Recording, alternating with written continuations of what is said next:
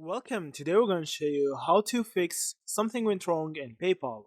So if you have this issue, the first thing that you need to do is to clear your cache. So to do that, you need to click on the three dots on your browser, and then from here you need to scroll down till you see settings. You need to click on it, and now you need to search for cache. So it's written like this, you need to write it like this.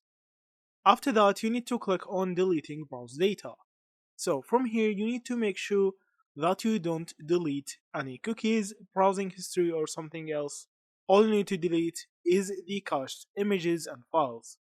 So you need to click on more, and you need to hit on all time. I'll see from here.